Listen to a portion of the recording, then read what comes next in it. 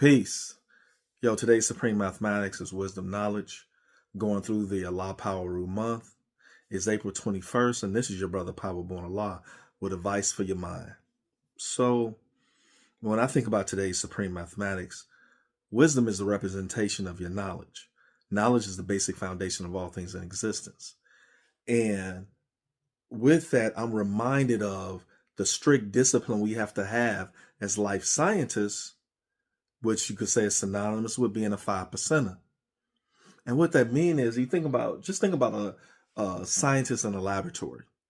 They are performing an experiment, but they have to follow all the proper steps to make sure their experiment yields the results, unbiased results that they're looking for. Not their expected results, but unbiased results. Like they know, hey, everything I did was not influenced by anything, but it's going based on what we know. Your wisdom can only be off of what you know. And it says, it's interesting, when I think about in my Supreme Alphabet, it says wisdom before knowledge is hell versus knowledge before wisdom being heaven. Now, if you go and do something without knowing about it, without having the knowledge on it, and you say, how do you do stuff? Think about the world. Think about the last time you went to make a move and you didn't read the directions. That's an example of wisdom without the knowledge, wisdom before knowledge. And it always has to be knowledge before wisdom.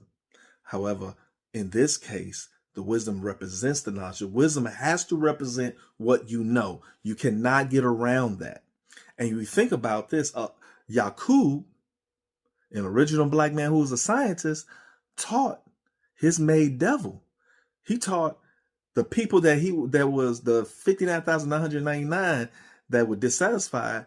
He taught them how to go and act on wisdom without knowledge, which causes just mad fights and conflicts, because they started making trouble amongst the righteous people, telling the righteous people that they were lying, causing them to fight and kill one another.